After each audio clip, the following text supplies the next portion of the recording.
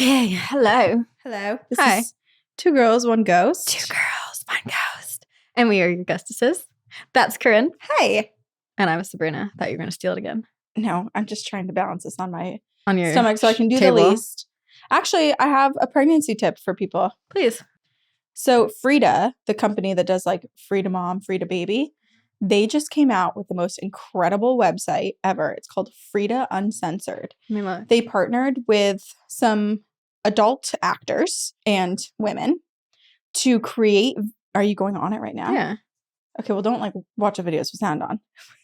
But basically, it is a website where they show you how to actually use some of their tools so that you can know how to give yourself like a perineal massage. You know how to apply the nipple balm. You know how to use the peri bottle. And so they have an adult actress actually showing you how to use everything. Which, that's why they asked me to put my birthday in. Yes.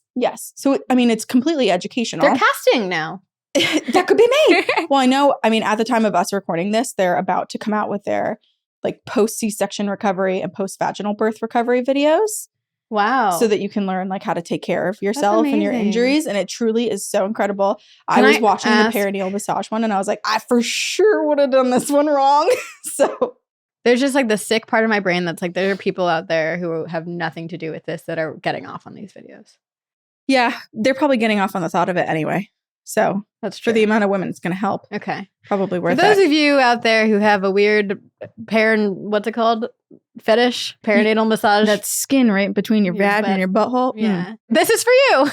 Woo. We're all about kinks here. It was perfectly timed for me about to give birth that this came out. That is great. So I'm very happy with that. Can I tell you a update in my life that has nothing to do with pregnancy? Sure. And then I'm going to tell you something that has nothing to do with either of us. Okay, great. I love that. So I think I've told you this, but when I was growing up, I was chased by a wild turkey and it was traumatizing. Yes.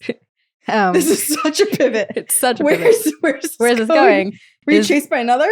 Well, there's a wild turkey in my neighborhood. Oh, and there's a lot. Terrified. Honestly, I think Allison used to feed it. Probably why it's there. It's everywhere. Wait, Leia. So I'll show you this video of Leia. This was right before your baby shower. Oh, there's the turkey. Yeah, 100%. Allison and Daniel would feed the turkeys, the possum families, all the wildlife. Listen, I'm down for stray cats, but like I'm traumatized. There's raccoons. I'm down for all of that. I'm like, it's just the wild turkey. The turkeys are pretty intense. And I don't know if anyone here lives in Cambridge or Somerville, Massachusetts, or Brighton or Brookline, but specifically those towns, the turkeys are mean.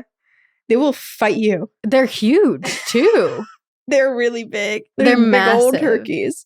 We already talked about this, but I guess my my only addition to wildlife is that Brian and I have I keep wanting to call it a ferret, but I think it looks similar. It's a weasel. Weasel. What's the other word for it? It's like an ermine.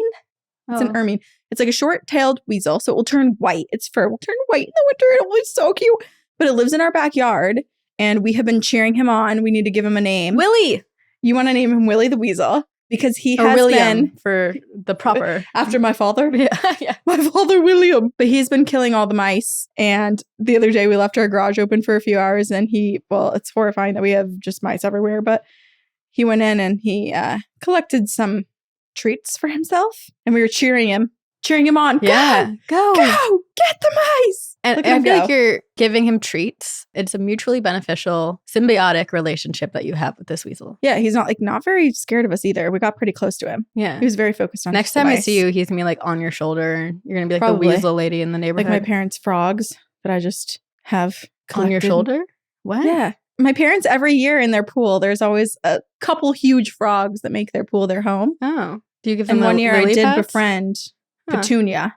Petunia. And she rode around when I was on the float. She swam over, she jumped on my shoulder, and we floated around together. You do have quite the relationship with critters. I'm a creature. I'm a creature myself. Critter gal. That's true. That's true. They recognize wild. Creature recognize creature. Creature recognizes creature. Okay, but speaking of creatures, the pivot that is nothing to do with either of us. And then we have another pivot. Also everything to do with us. What? There, at this time in May, as we record, there is a man on Reddit who has gone and dug through all of the Bigfoot research and like Bigfoot sightings and basically created a map and realized that the majority of sightings, that there's like an epicenter. Where? Mount Rainier in Washington. Should we go? There's campgrounds around the epicenter. So we could literally go camping in the woods. So I feel like we're magic school busing this for sure. There's like pages and pages of research that he has that he posted on Reddit with the epicenter of what he believes it makes to be the sense that epicenter it's of in Bigfoot. Washington. Yeah. Yeah. And then I was getting upset because people were like, yeah, but if you overlay the amount of black bear sightings and black bear populations with Bigfoot sightings, they're basically like perfectly correlated. And but I'm listen, like, well, both creatures don't want to be interacting with humans. Right. So obviously they're going to be in like a similar terrain. And if I'm Bigfoot, like, of course I would go to a place that I'm surrounded by creatures that look similar enough that could be confused with me. Yeah. It takes a certain body type to like be up in that high elevation in the woods. Exactly. You can't convince me. Get out of here, Bigfoots aren't real. skeptics. Whatever. Even though I'm kind of a Bigfoot skeptic, but I support you. So I Even believe. after all of her 3-part episodes. I want to believe. I want to believe. I'm open to anything and everything. Okay. Also, another pivot tangent. We were at your baby shower, and I love going to family events of yours because I'm ghost girl. And your family obviously talks to you about all their ghost experiences, but it's so You're easy. a pair of fresh ears because they assume that I didn't tell you, even though you've already heard all of their stories. And it's so easy for me to have my social anxiety. I mean, I still have social anxiety, but it goes much further out the door because everyone comes to me and wants to talk to me about ghosts. Like, there's no like, now what do we talk about? Yeah, the weather. Where'd you go to college? So your grandmother told me that she hears voices in her house. Yes. And only since moving they used to stay in the upstairs room. Now they're in the downstairs room. And that's where they hear, it's like a muffled conversation. And then I met Addie, your cousin, who's haunted. Yes. Addie's the one, we've shared Addie's stories before, where when she was a baby, my aunt and uncle, they would post videos on their Facebook of orbs flying around in Addie's nursery room and like Addie conversating with them.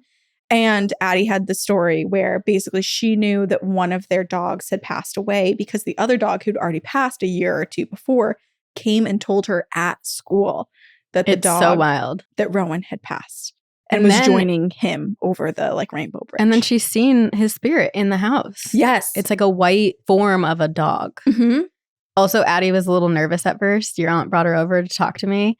And she kind of did that, like, shy girl. Shy girl thing. And I was like, so you've seen ghosts? And then immediately she goes, yeah, I've seen them a couple of times. And then remember when I was like, Addie, did you ever read scary stories to tell in the dark when I got you that when you were like 4? And she was like, yeah. And I was like, I probably shouldn't have gotten you that so early. And she goes, I mean, it made me sleep in my parents' room for a year, but it was great. It was still cool. It's like, oh, and then she goes, I was like, what's your favorite episode? And she goes, well, that one with the guy who's possessed is pretty funny. So funny. And she goes, I mean entertaining, but you know. She's a tween now. Yeah, so I love it. She's older. She was so fun. But I mean, both sides, my mom's side and my dad's side, have so many hauntings. So it doesn't matter who you talk to. My dad's sisters. I know. My mom's brother. Like, you're going to get ghost stories. And it was funny because your grandma was like, I probably shouldn't be telling people that I hear voices at my age. And I was like, honestly, you're in the right crowd to be doing it. We believe you. We believe you. Yeah. The younger you are and the older you get, the more I believe your own ghost stories. The younger you are and the older you get.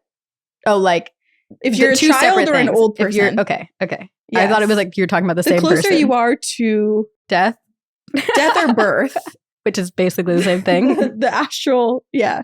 Closer you are to the astral realm, to returning to it or coming from it, I feel like I believe those stories more. I agree. Not that I don't believe any other stories. I believe all of them. But believe you. But yeah, I would never listen to someone, even like someone with dementia. I would never be like, oh my God, they're just, it's just a thing. I'm like, oh shit, they're probably truly seeing people now. They're communicating. Well, I'm glad you had fun at the party. I had a great time. Great time. My feet still hurt. It's 2 days later and they're freaking sore in my fingers. Come on up. My ankles. Oh my God. Look at them. Do you want a foot massage? My tree trunks are resting. Do you want me to give you a foot massage? Well, I have that massage in an hour, so you're fine. I'm paying someone to do it. Do you like people touching your feet? Like if I were to touch your feet right now, would you be weirded out? Maybe. Should I try it? It's no. Look at the tattoo on your hand. That's what I'm trying to say to you. You said no, and I'm not going to do it. You said no, and I respected your boundaries. You said no. Why did I say it like that? No. So speaking of ghosts and believing in ghosts, we left off last week, because this is a two-parter, talking about Philip the ghost, which was created or conjured by thought. Yes. Humankind. We concluded part 1 of Philip the ghost on a bit of a daunting cliffhanger, intentionally. The fear that perhaps in creating the spirit that was Philip gave way to an entity that took on its own life, its own will, and had thus created something that they no longer could control. I feel like the words you're saying are scary, but there's beautiful birds singing outside the window. So I'm like, ah. One part of my brain is like, la, la, la. And the other one's like, ooh, spooky, scary. It's a real Frankenstein story.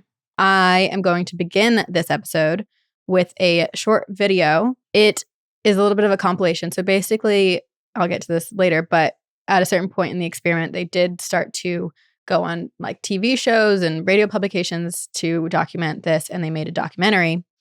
And so this video is a short compilation of moments from the documentary.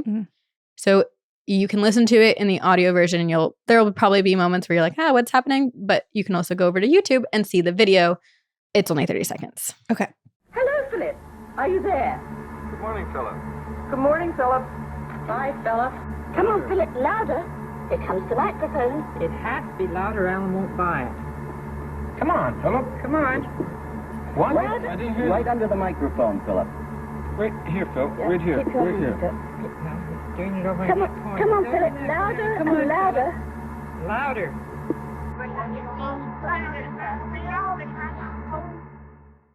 When did the transatlantic accent die out? Because this is in the 70s and it is thick. It is thick. I did not think it was really around then. I don't know. Maybe they just felt that way because they're on TV. I don't know. Come on, Philip. Philip. They're Canadian too, so I don't know. I also did add the spooky music to the background. Oh, did you? Yeah. Good job. So to recap a little bit, I highly recommend that you go back and listen to part 1 before listening to this, because part 1 gives you a lot of the context leading up to what I will share in part 2. But as a brief recap, in 1972, this group of 8 sought to prove the power of psychokinesis to see if they truly could conjure up a spirit purely from the power of thought.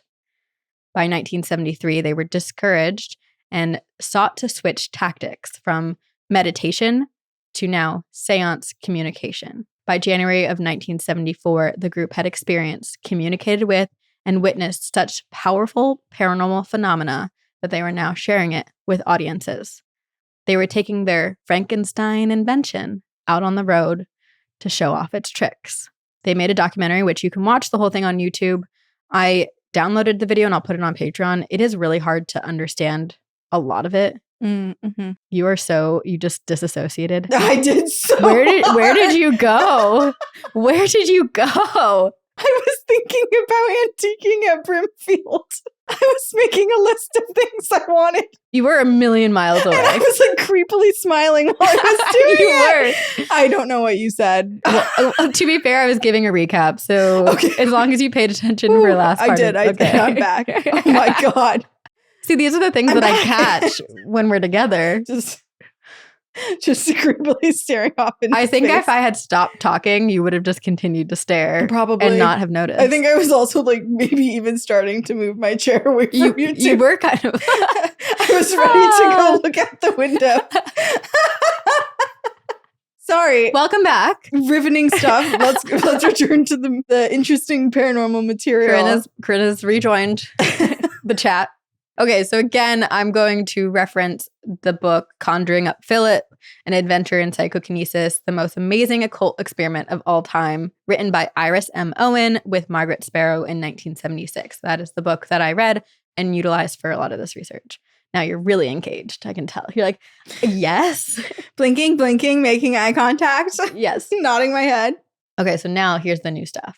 Mm-hmm. Where we left off, Philip had not yet been conjured as a full body apparition, and that's what the members of the group were seeking. So their ultimate goal had not yet been manifested. Yeah, because visually they couldn't see him, but they were feeling him because he attacked. What's her name? Denise.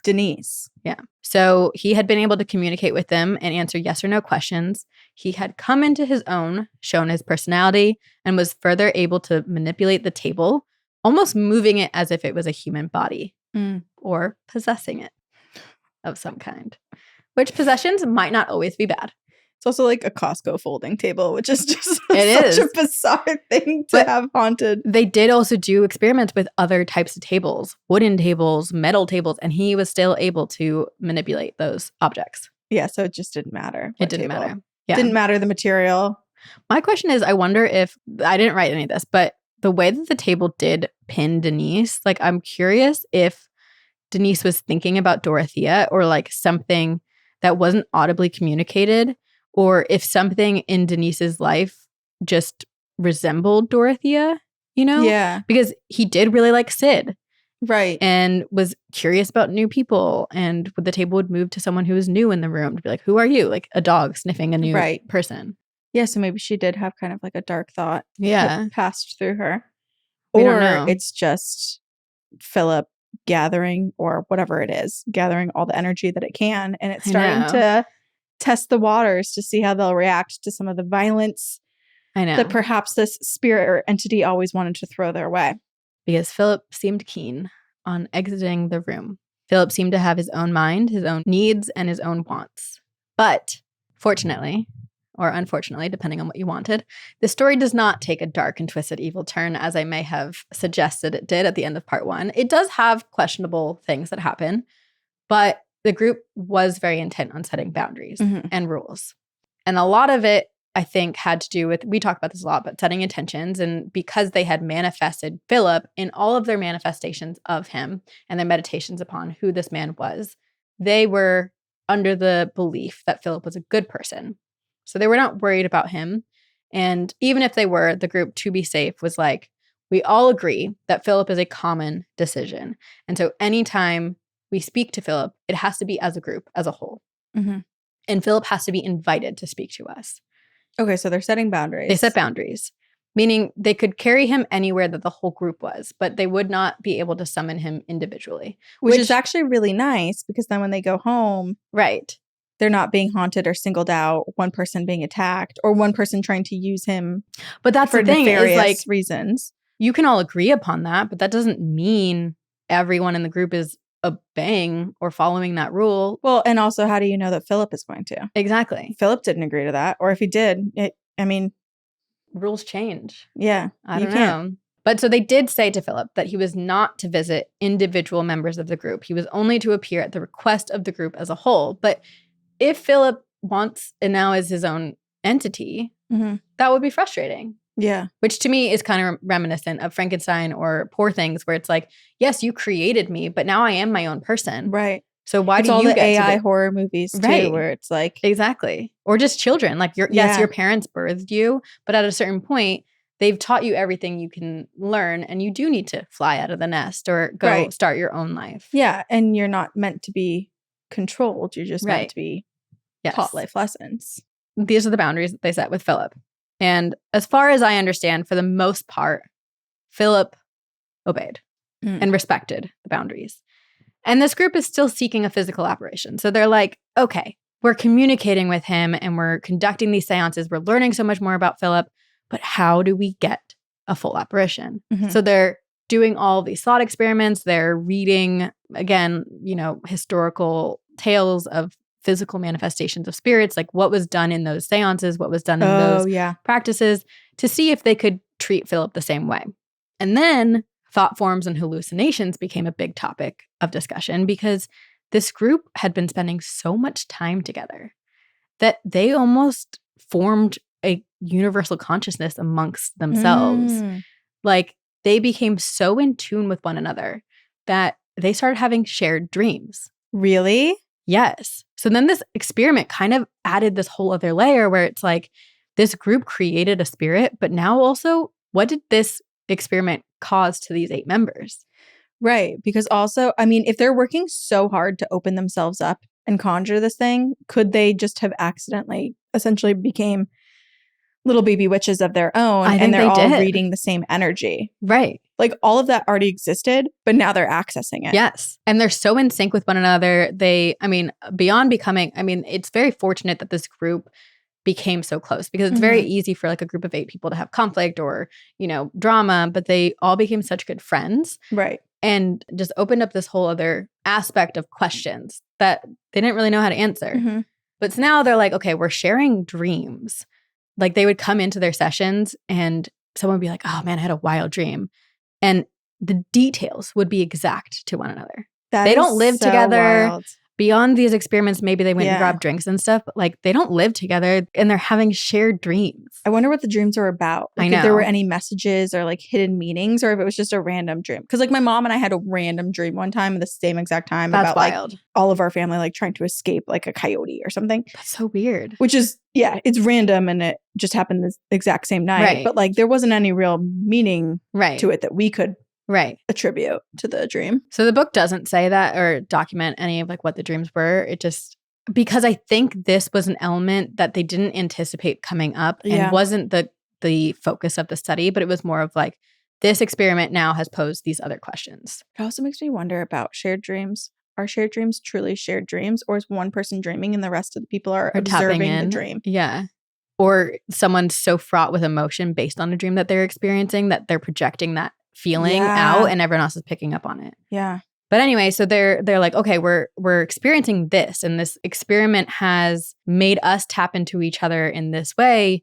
Like, how can we utilize that to manifest again that physical form? Mm-hmm. Like, we're almost close to experiencing a group hallucination, if you can say that. So they were like, how can they create a hallucinatory apparition that is seen not only by everyone in the room, but also people observing? So that was what they were hoping to utilize. And in my mind, I'm like, what if they all closed their eyes? This is a question of like, had they not drawn the picture of him, had they all at this point closed their eyes and visualized Philip, would he have appeared in the same way? Exactly. And it could have even been the woman, Andy, who drew the photo of Philip in the first place. It could have been her projection of him being shared with everyone. Right. You know?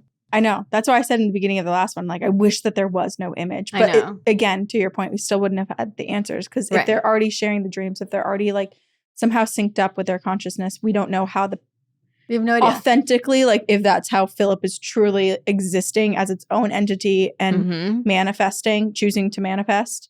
Or if it's someone else's influence and vision. Yeah. No answers. So as they're, again, reaching for this goal of a physical apparition, they do experience some physical anomalies. Mm-hmm. So there would be lights flickered. There would be glares in the video lenses. And it seemed like he was interacting with the physical space, but not appearing in full form. So then it evolved into positing the question, if they could not conjure the physical apparition of Philip, could they maybe conjure the astral projection of a member of the group of 8 if one or more were not present? So basically, if they could create an imaginary person, could they create a physical apparition of one of the members who's not there? I love that this experiment never seemed to really stop. It was just like, well, what next? Right, because this opens so many doors. Right, yeah. It's almost like an experiment that creates more questions than answers. Yeah. Which I think a lot of science does that, where you learn one aspect, but then you're like, well, then what does that mean about X, Y, and Z?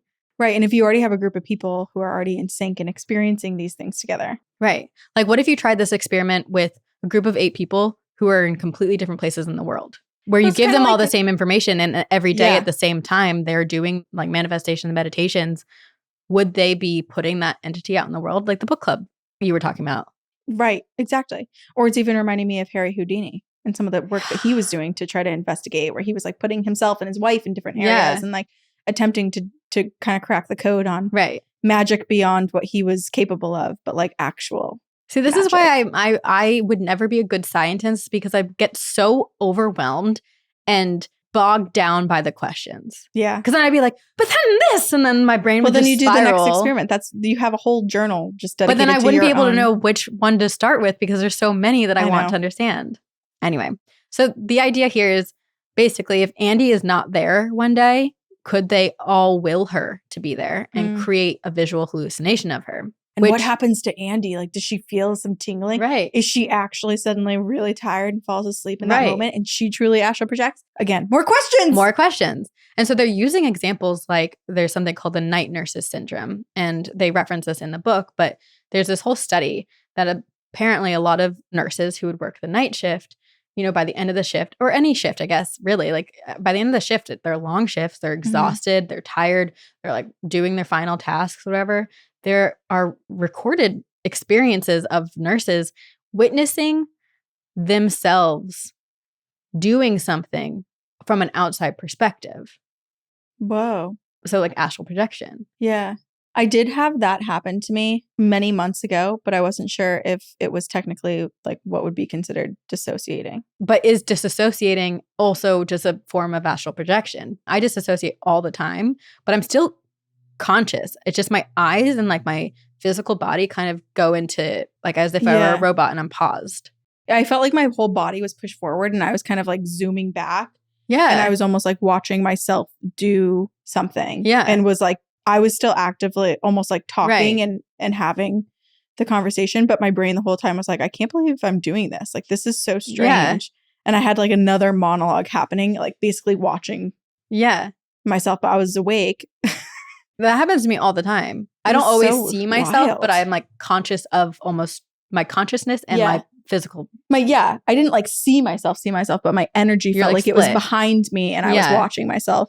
Well, then there's also the examples of people when they're driving, you kind of go on autopilot where you're like, oh my gosh, I don't remember the last like 10 minutes of the drive, but I know I was driving it and I was conscious and I was aware. But like, you turned right, you stopped at lights. Yeah, you did everything. You signaled to change lanes. Yeah. You did everything. But it almost felt like your brain soul wasn't there. Yeah. Yeah. Anyway, there's also this story of a school teacher who was teaching her students in France. And it's kind of the same experience. She was teaching. She teaches every day. She was writing on the board. And a student looks out the window and sees the teacher out in the field, the same teacher that's at the blackboard, out in the field picking flowers. I swear you covered this on another episode. Did I? I feel like this was some like weird alien abduction. It was part of one of those episodes. I don't remember this at all. I really, like, I remember this. Or something similar enough. Okay, there might be something similar. It was like children and a school teacher, and it happened within the classroom, and they like all witnessed something happen. But I thought it was sort of like a doppelganger situation. Maybe it was. But basically, they see the teacher out in the field picking flowers, and they all now notice it because like the other students all look. The teacher even sees it. And then when they go outside to look, she's gone.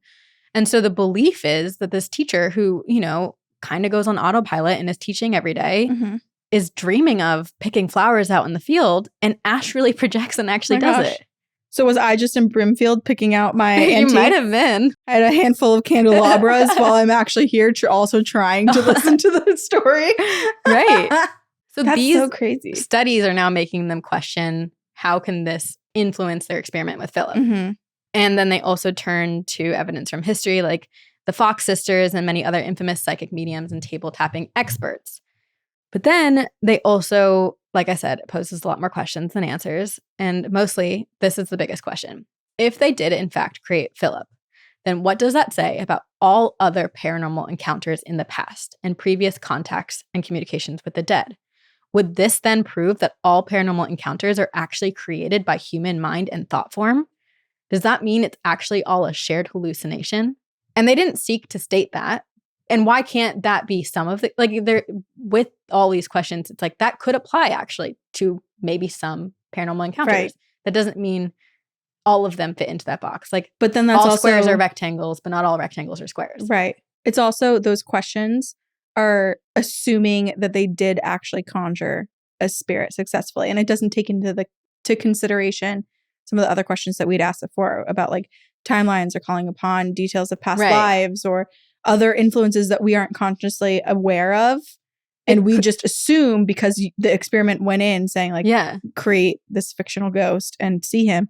And then stuff happened that was successful. But very much there could be a million other factors at play here. And there's so many factors that we don't understand, which they're seeking to understand. But because we can't understand them, there's no way to say with certainty. Like there could be a spirit there that's like, ooh, I'll be Philip.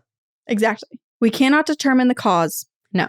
Experiment failed. But so this was like the questions, and they weren't really seeking to answer that or to state that. It was just more of like, And as a group, they were like, let's continue to preserve this open-minded attitude and believe in the afterlife, but also perhaps state that seances, table tapping, and those types of movements that occur at seances could have the logical explanation of the power of thought. So by the end of the experiment, they concluded the following. The Toronto group produced raps and table movements of an apparently paranormal nature in full light in many places with different tables. They did not designate any one person as a special communicator, nor did they believe any single member of the group to have medium or psychic powers more so than any other member of the group. They do not believe that their communicator was actually a discarnate spirit. Their common focus of intention and attention was an invented character, a product of their own imagination. In the just 2 years plus of their experiment, they produced wrappings and table movement. And just once, Philip levitated the table. All 4 legs were about half an inch off the floor, and there were multiple witnesses who saw this. Okay. That makes me believe the table tilting a little bit more because they all have their fingers on. So there's always a question of like, is someone unknowingly, like a few of them unknowingly getting excited and kind of applying too much pressure? Sure. And so it's leaning one way, but their fingers are on top of the table, not underneath it. Right. So for all 4 legs to come up, it truly levitated because there was no way for balanced fingers on top to like sticky finger pull a whole table up. Correct.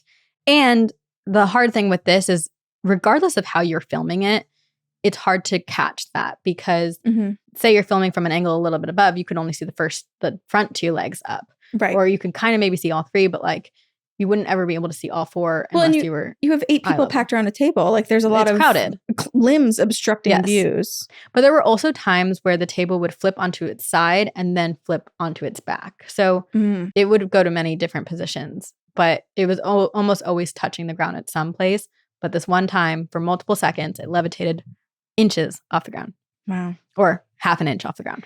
It does make you wonder all of those spiritualism experiments where we can say with almost certainty that the majority of them were phony and faked. Yes. It was like basically just an act. But it does make me wonder, were there ever moments where stuff like this truly did happen and the person who was faking it was like, oh my God. Well, we talked about the Fox sisters, and I do believe they were experiencing true things, but then they became this money-making scheme, and you had to produce. You had to. So, of course, they turned to tricks and gags to do that. They weren't the same sisters. The Fox sisters weren't the same sisters as the ones from like England that were photographing the fairies, right? Those are different. Those are different. Yeah. But that one was a hoax. Yes. Yeah. So, while they were able to prove the power of psychokinesis, they could not explain how this group thought could be heard and recorded audibly and visibly. So while as a group they conjured Philip, Philip now became its own entity that was creating sounds that audibly could be heard. True, yes. So they couldn't inside explain and that. outside of the room. Exactly.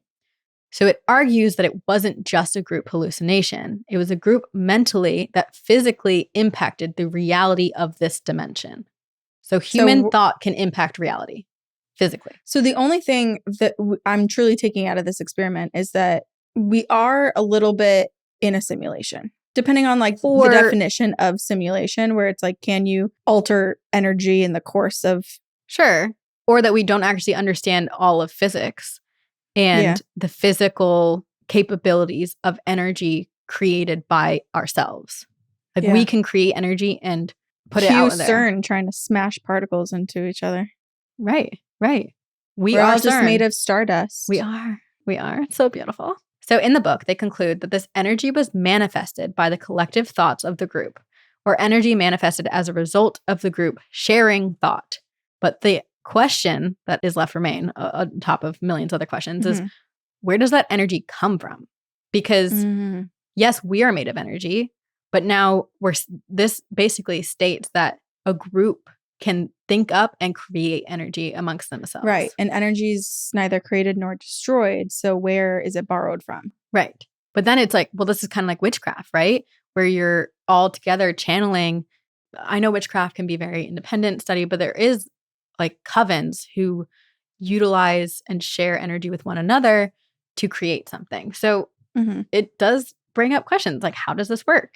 Did I tell you that there's a witch in the neighborhood? I told you that. Is it not you? There's another one? No. Oh, I think I told people on Campfire Stories when you missed it.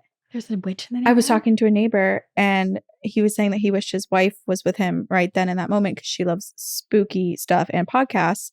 So I was like, oh my gosh, I'm sure she's listened to some of the same podcasts that I listen to. And then he's like, you know that there's a witch at the end of the street? And I was like, what? And that's all the information I really got. So I need to do some more exploring. You got to go door knocking. I think his definition of witch is like, I think he was like, you know, I think she does some of that like energy work. I was like, Reiki? He's like, yeah, like witch but like one of us. Yeah.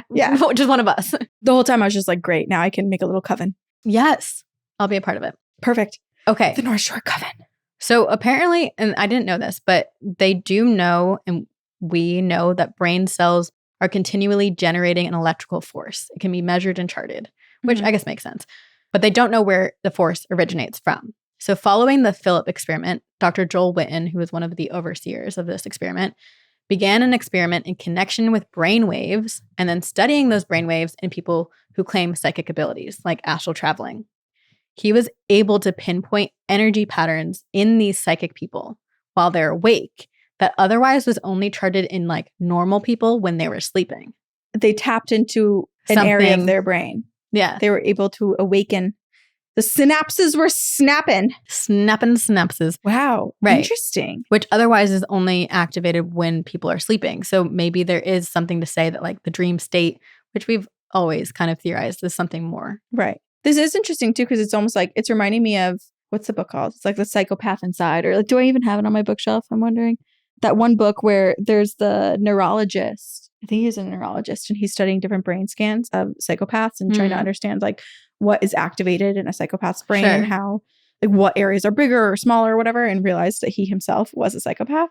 That's wild. And then it was just like him kind of reflecting on his life and talking to a lot of his friends and family and then being like, this makes total sense, and giving him so many different examples of psychopathic, quote unquote, psychopathic behavior, which when you say someone is a psychopath, it does not mean that they're a murderer. Right. Those are two different things. Very different things. But we've just come to try to use that as a term. But it is weird how like the brain doing different things can change your behavior. Right. And then also like you can chart this, but you can't quantify it necessarily. Yeah. You still don't know how it works. Right. It just like you see works in those people. You see it's doing something, you know that there's something there, but you have no idea. You can't like replicate it. Right. And then the people who are experiencing it probably have been experiencing it for a long time, that they're like, this is just my life. I don't know anything different. How do you know any different?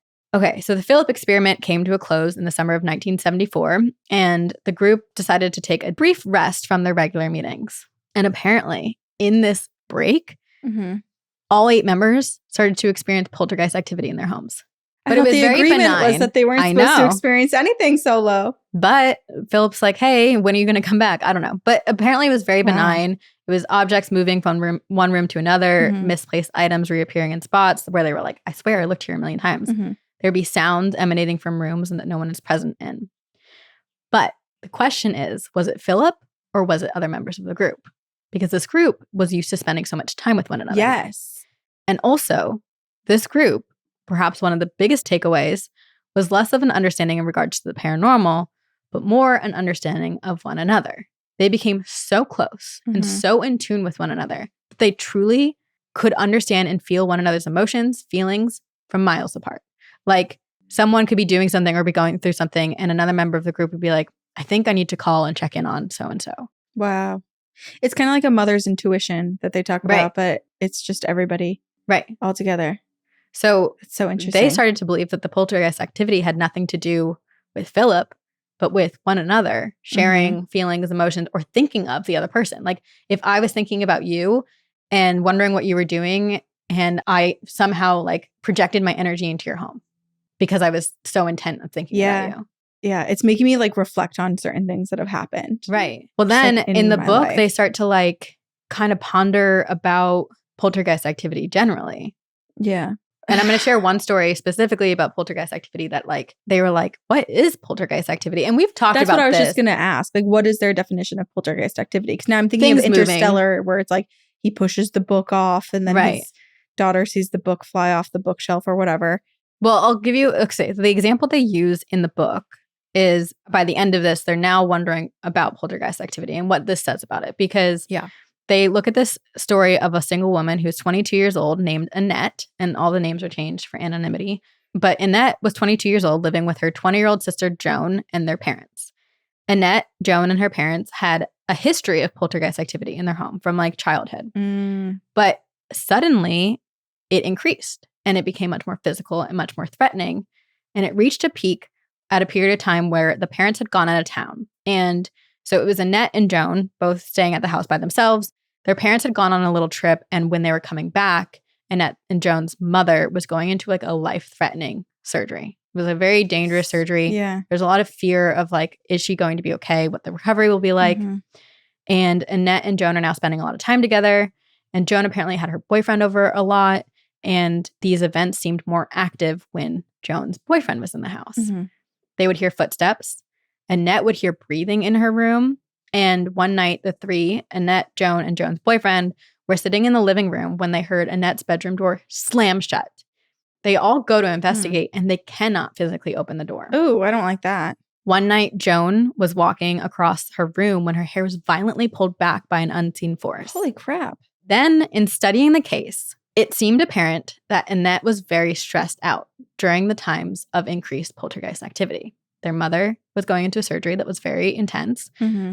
Joan has this boyfriend and apparently at the time was talking about moving out of the house with her boyfriend. Oh.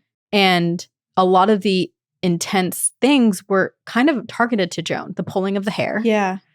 It was almost as if Annette was so stressed and anxious and fearful of being alone or people leaving her in her life that her energy was being projected and acting out. Oh, this is making me think so much. Like, I wish that I had some sort of record or way to look back at my childhood home because it's always been super haunted, but it's been in big swings. Right. Where there will be a lot of activity for like a few weeks and then it will be absolutely silent for months. Right. The second that Annette addressed these concerns and her mother actually went through the surgery and was fine and recovered and was able to be healthy, poltergeist activity stopped. So are we all just haunting ourselves? Right. Can we not control the energy that we're putting out? This is so... Which also, you know... Why did I throw dirt on myself? But it's so tough because it's like, I believe all of this can coexist. Like there can be examples of this actually, like where our energy haunts people, or the same way where you walk into a room and someone has bad vibes and you can feel it. You immediately know. You can feel it. You know when someone just had a fight, right? Because the energy is vibrating in a certain way. But then it's also like, I do believe that ghosts exist, and so why can't it all be true? Right, because we have a million examples of people's loved ones coming and interfering or helping them in some way, visiting, making sure that their presence is known, telling things about the other side. Exactly. It's a spectrum. It's a spectrum. So by the end of the experiment, this group of 8 were like, whatever this was, we were able to create something together, but it also created a bond between the 8 of us that is almost telepathic, that we are so connected with one another that without speaking, without even being in the same physical space, we can feel and almost physically be interacted with one another. That is so wild. And so it birthed in them a lot of empathy.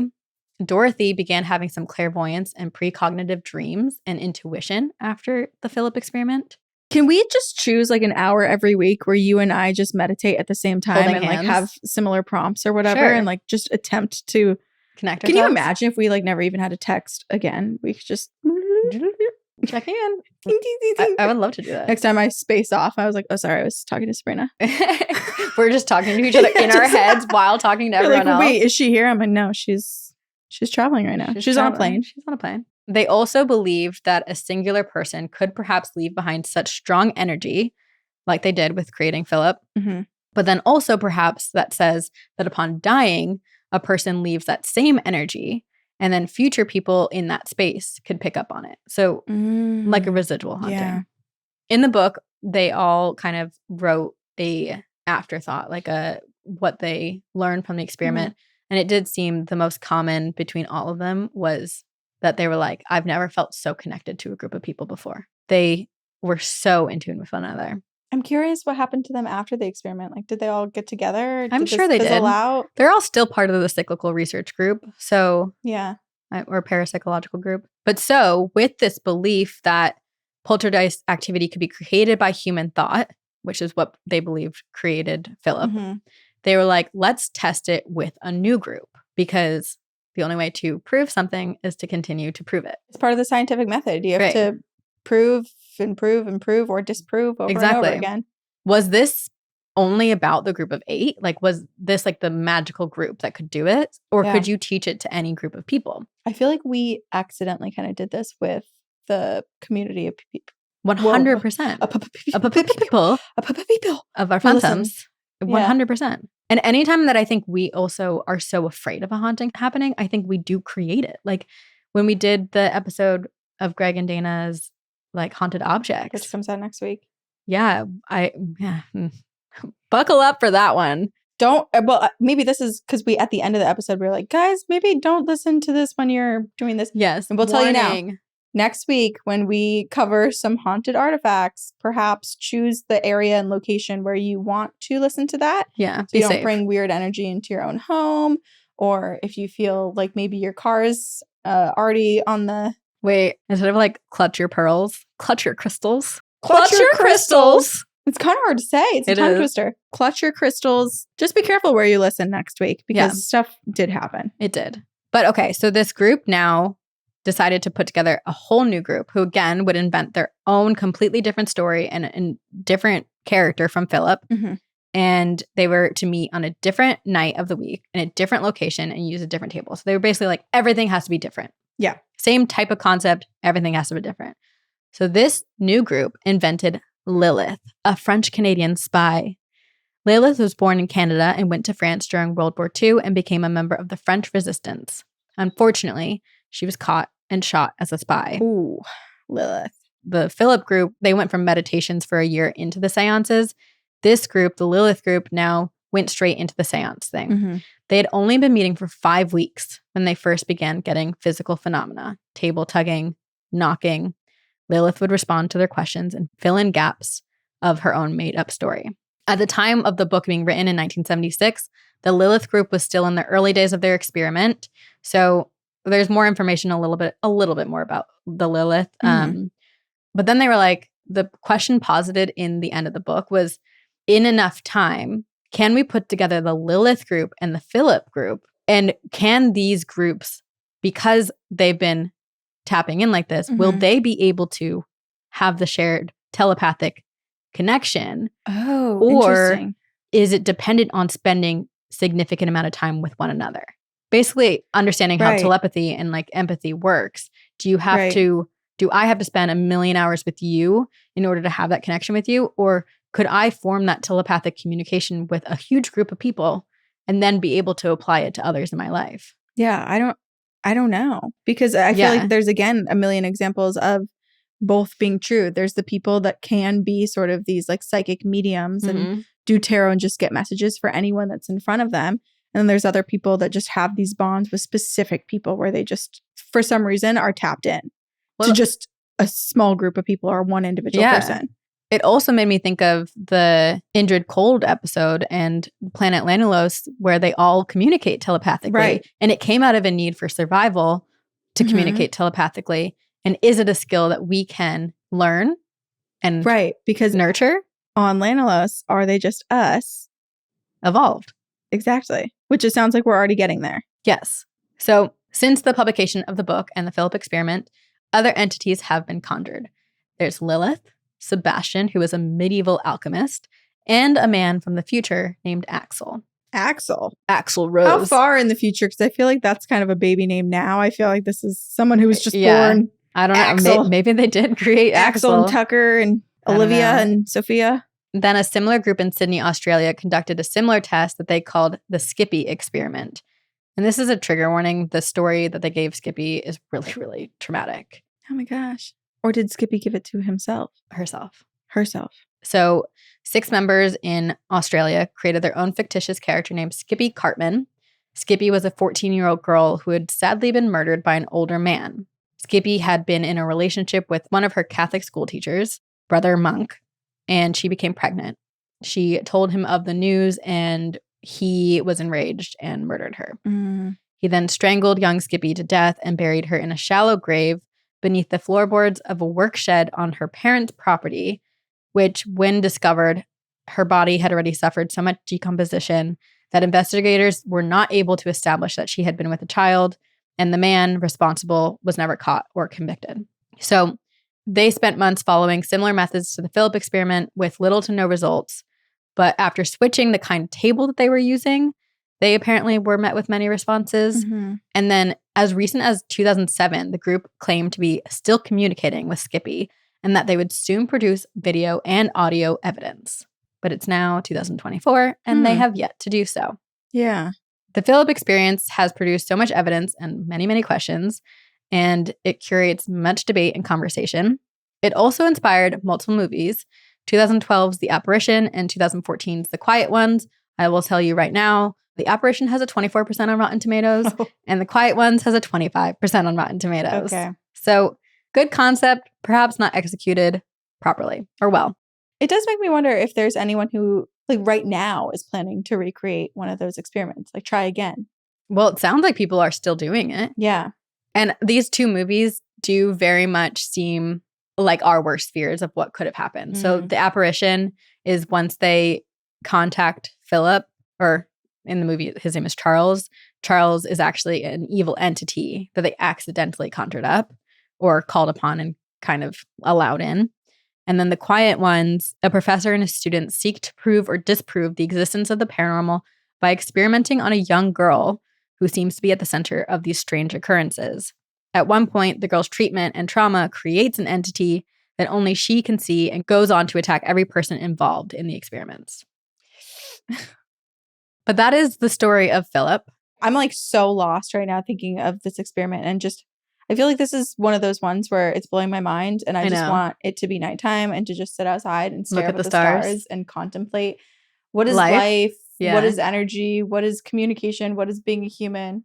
What is the paranormal? It makes me... Am I even actually sitting here right now? How are the atoms that never touch but somehow form my body keeping me together? That's crazy. I can't think about that. It's too much. Too far. We've taken it too far. How do we not go through each other when we like touch and the atoms not separate? Because they're vibrating so quickly. It's so close to each other that we can't spread. Yeah. And then how do you like make stuff? Like how do you make plastic? Chemistry. It doesn't make sense. No, it doesn't. Also, I just came up with our own scientific experiment. What is it? Okay. You and I, when we've kind of already done this, which is in the form of Sven, but we didn't consciously do it. Now I'm coming up with this idea that we are going to consciously create a spirit. And you and I on our own. Is Sven going to get jealous? Well, it's a friend for Sven. Okay. You and I on our own are going to come up with a story. None of you get to know. We're going to keep it a secret, and it's only between you and I. We're going to come up with a story of Sven's lover. We'll come up with, for you, Sven, and give them a whole backstory, give them like a whole personality. You and I will manifest and meditate upon this spirit and invite them to come into our recordings with us and to interact with our audiences and to see if our listeners experience a similar haunting without telling them any context of what we've created. Oh, interesting. Okay, I feel like this is actually works out really well for us because this episode comes out in August, but it's May right now. So we can start thinking about this and really like have months of trying to like project this into the world and then gather in the spookiest month in October. And see if it works. Yeah. And this episode, people like, what if people start emailing us all like consistent stories about stuff over the next few months and they don't know yet because this episode hasn't even come out? Okay, well, we have to start working on our invention. Today. Our creature. Today. Right now. Wow. Oh my gosh. Are you ready to spend hours and hours and hours with me where I stare at you like... Did your stomach just make noise? Yes, it did. No, it was the creature. It was the creature. It was the creature within. All right. Well, since the last episode, obviously, I learned a little bit about what this was about. So I tried to choose something a little bit more on the nose with. Okay. Sabrina's backpack just fell over, but both of us are like, how did that happen? Well, it was standing for like 3 hours straight, and now it's tilted. It's already begun. We haven't even thought of what. Welcome to the podcast. Hey, Sven's significant other lady. We don't know what Sven's into. That's true. Honestly, Sven dabbled on tour. Sven dated a lot of people. Yeah, explored. I feel like Sven has multiple lovers. Like Sven is like in an open marriage. Who was Sven's? That first date was with in Minnesota. What was his name? He wore that turquoise dress. I forget their name. I don't remember. This one venue had in Minnesota had a great date for him. Okay, this is called The Family Who Ghost Hunts Together. ... Oh. Hey ladies, I just want to start out by saying how much I love your podcast. I just started listening a few weeks ago and I've really enjoyed binging the episodes. I also joined the Patreon. Hey-o! This was back in 2018, so Betsy, Are you still We've listening? made it so much better. Thank you for this sweet thank you note and sticker. Remember when we used to handwrite them all? Hundreds of them, yeah. Yeah. I heard one of your recent episodes about ghost hunting, and I thought that I would share some of my very positive experiences with paranormal investigation. And I'm sure that this is going to be a long email, but I promise it's worth the read. Okay, now on to my story. Great. My parents both started their careers as Tennessee State Park Rangers. So cool. That's actually how they met back in the late 80s. As park employees, they both experienced some pretty spooky shit and heard plenty of weird stories from other park employees across the state. Over the years, my parents kicked around the idea of compiling the ghost stories of Tennessee state parks into a book. Oh my God, I hope they did that. I would love to read. I know. Fast forward to the early aughts when all of the ghost hunting shows were just starting to get really popular on TV. Mm-hmm. We loved watching them together as a family, and one day my dad decided that he wanted to try ghost hunting himself. So fun. My parents put their heads together and decided the perfect angle for the book idea would be to get permission to investigate the various state park locations and see if any of the stories of paranormal activity that they'd been hearing for years could be scientifically proven.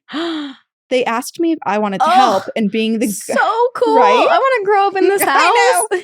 They write, being the gothy paranormal obsessed teen that I was and definitely still am at heart, I said, heck yes, parentals. Let's hunt some ghosts.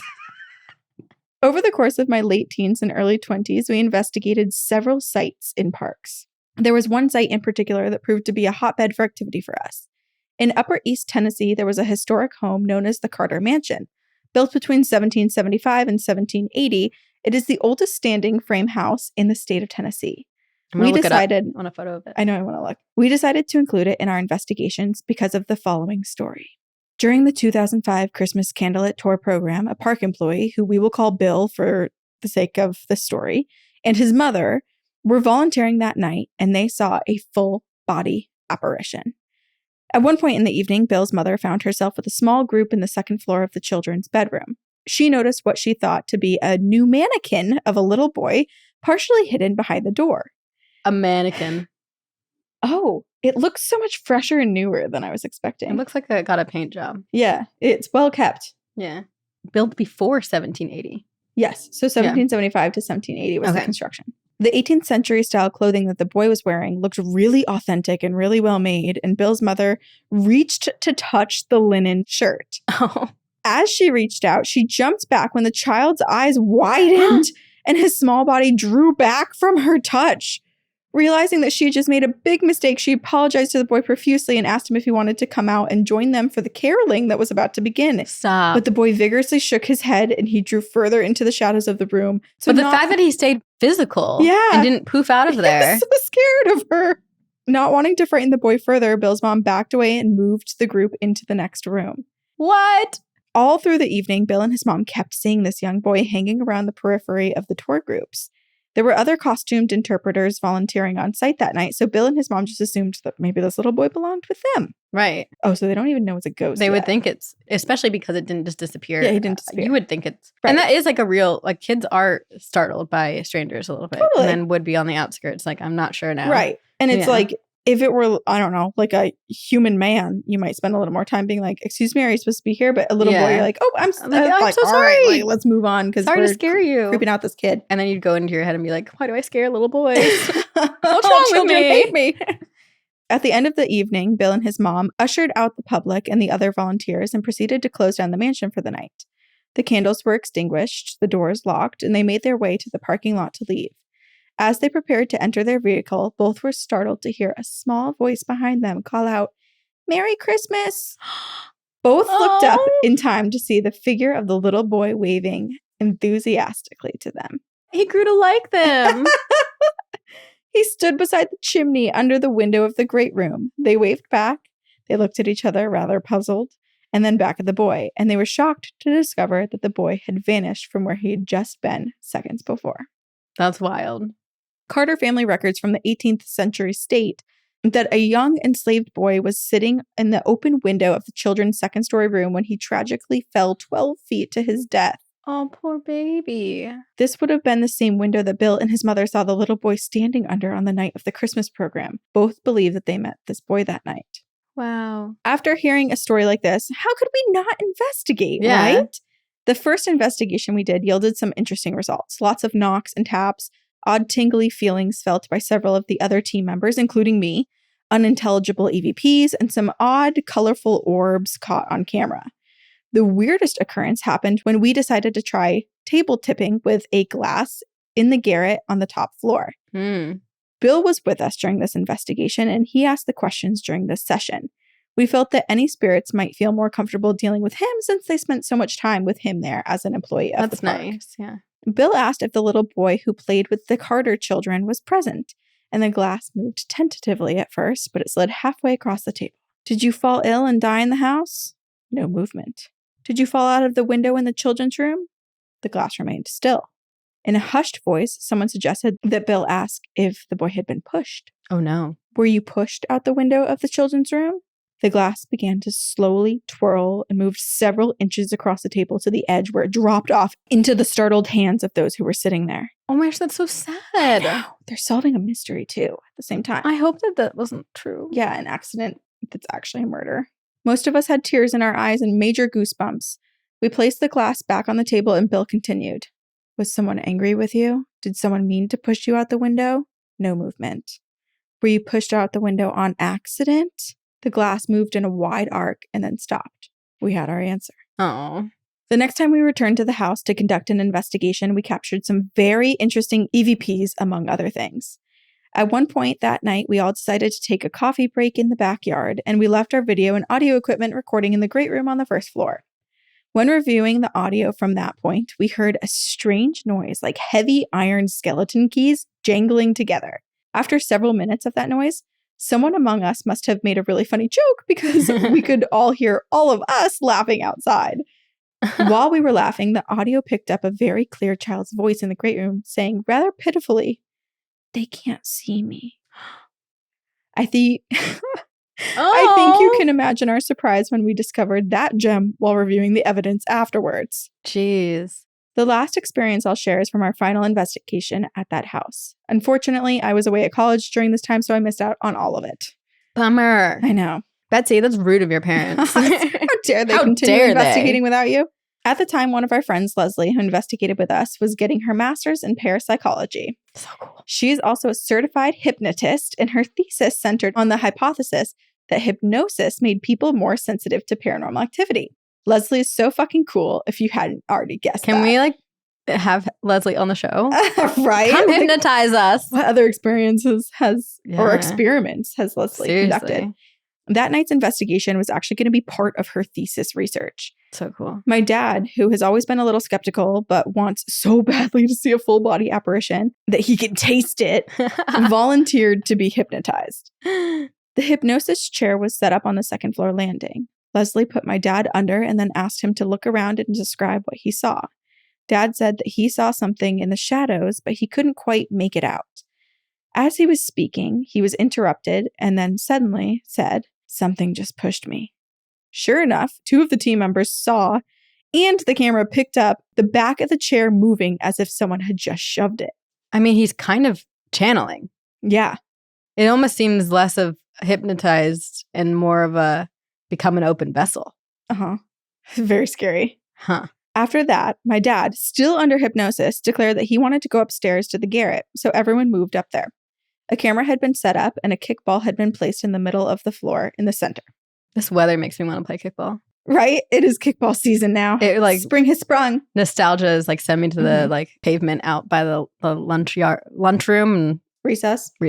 But it was during by lunch. The pavement by the lunch yard. the pavement by the Were lunch you in yard. prison as a child? Wait, we would play kickball on the pavement. Yeah. And it was during lunch, so it wasn't necessarily recess. Oh, I feel like ours was lunch and then recess. Maybe it was. Immediately after. Yeah, so all the kids could throw up. My dad sat down next to the ball and proceeded to invite someone to play ball with him. He then gently rolled the ball in front of him and rolled it out a bit, wobbled slightly, and then the ball slowly rolled back to rest in front of my dad's legs. He repeated this a couple times until my mom stopped him. She was skeptical that the old wooden floor was uneven and producing false results, so she asked my dad to try rolling the ball out in a different direction.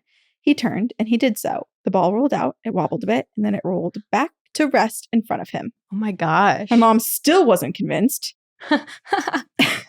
Challenge She thought him. there must have been a dip in the center of the floor where my dad was sitting. So she asked him to try it again in a couple of different directions, all with the same results as before. Wow. On the final try, however, my dad rolled the ball out. It wobbled. It started to roll back towards him, deviated from its original path just before it came back to him, rolled all the way around him, and then stopped dead in front of his legs. After that is wild. After that display, everyone was pretty convinced it wasn't just a wonky floor. We should go to this house. I know. This sounds so cool. I also do appreciate that they're like, okay, well, let's try everything because this is an old house. Like, floors dip. It feels like an old ship when you walk through old house. Like, even my house is like, meow, meow, meow, meow. But the fact that the spirit is so responsive and willing to do all of it, because I feel like, granted, we're very new and novice in our paranormal investigations, but like, you could have a form of communication come through, and the likelihood of the spirit being able to repeat it or validate it is often hard. Yeah. And 100%. I don't think we get that. But it was so consistent with like, okay, I'm going to do it again. I'm going to do it again. I'm going to do it again. Oh, you're still doubting me? Let me just let the ball dance around in these random patterns and then go right back to the mark. The best part is all of the activity was caught on tape. But that isn't all. Also, we didn't get... Where's the tape? You didn't send us Excuse me. Send us the VHS. I'll watch it. I don't even think it was that long ago. The VHS. Send us your Blu-ray DVD. While the ball rolling was happening, both the camera and Leslie's tape recorder picked up the same child's voice that we heard on the previous investigation, clearly saying, "He likes me." Oh. My hypnotized dad was totally playing ball with the ghost kid. Lots of other stuff happened in our investigations at the Carter Mansion, as well as those conducted in other parks. But since I've taken up way too much of your time already, Betsy, you could have kept writing. Something touched me. What? Hello? Are we conjuring spirits right now? Either that or a vein in my finger, like, popped. Did a weird thing. It almost felt like a wet tongue touching my finger. Stop! But like a small tongue. It's like an animal almost. A worm? Because I had wet dirt and now you're having wet slither? It was just like a weird, like I was holding my hand like this and it almost felt like it was cold. Like it almost felt wet right here. I feel like this is just the room that we have to just keep all paranormal activity room where it in. happened? Yeah. Oh my God. I don't feel weird about it, but I was just like, that was a weird sensation. I've got a whole thing of every time someone sends us a crystal or a sage stick, I put them all in that. So we've created a ghost worm. Tries to create a haunting, a worm just appears. It hasn't crystallized yet. I like it being a worm. It's kind of funny. Yeah. Until it grows and eats us. Oh, God. I'm just picturing the worm now from SpongeBob. I never felt threatened or afraid in the Carter Mansion, and none of us did. Personally, I believe the spirits there are relatively happy ones and do not mind having visitors. I do feel so sorry for the little boy, though, and I hope that he isn't too lonely in the afterlife. He seems sweet regardless. We haven't ghost hunted in several years, but now that my dad is retiring and will have more time on his hands, we might get the team back together. My mom did give him an Ovilus this year for Christmas. Oculus? Maybe it was supposed to say Oculus. Ovilus? I'll look up it. Ovilus. Oh, it's a ghost hunting box. Oh, damn. Wait, I want one now. I don't even know what it does, but I want one. Oh, shit. It's expensive. That's why it's a Christmas gift. We are now accepting Ovilus. Should we have a ghost hunting registry? Yeah, we should. Our Amazon wish list. Fund our paranormal investigating. Cat balls and Oviluses. Yeah. Anyway, thank you for reading my story. And thank you so much for making an amazing podcast. P.S. I have my master's in photo history, and I know a fair bit about 19th century postmortem and spirit photography if you ever have questions. Betsy! That's so cool. See you on the other side, Betsy. I'm like, Betsy, you're my role model. Your whole family is my dream Betsy's family. Friends, like peers in college. Like, oh my God. What? The circle you run in. You got to get the gang back together as ghost hunting family. That could be a movie, like the family that goes ghost hunting together. 100%. It does sound like everything's very positive that they've experienced, and we need an update. What's going on with your hand? They're just so look at how swollen are you my being fingers licked? are. Can you see it? Can you tell how little much thicker sausage they are? fingers? Wow. They're tingling, which is why I looked. Oh, because they're so swollen. Maybe I was feeling your tingles. Maybe it's working. But okay, Betsy, we need to know if your parents ended up writing that book together. And if not, we are willing to help participate in the ghost hunting to help write this book. Yeah. If your friend Leslie wants to hypnotize us, AKA me. AKA Sabrina. I'm open and willing and volunteers tribute. If you have any paranormal encounters, if you've conjured a spirit perhaps, or know someone who has, or have theories about what that is, please email us at twogirlsoneghostpodcast@gmail.com. You can rate and review wherever you listen, iTunes, Spotify, iHeart, wherever. You can tell people about the podcast. That actually really helps. So for us, but for all the other podcasts you listen to as well, rating and reviewing and just word of mouth is super helpful. And we're going into spooky season. So this is the time to recruit people into what we say is a pyramid scheme. So let's tell haunt 2 people. And then let's figure out what ghosts are. Yeah. Or never figure it out, but just keep getting ghost stories and be entertained. Yes. Are you not entertained? Exactly. Gladiator. Is that what it's from? Gladiator? I think so. Okay. Thank you so much to our editor, Jamie Ryan, who edits and produces our audio and video. And thank you to all of you for joining us each week. We love you. And stay tuned for the ghost that we're creating. And we will See you on the other side.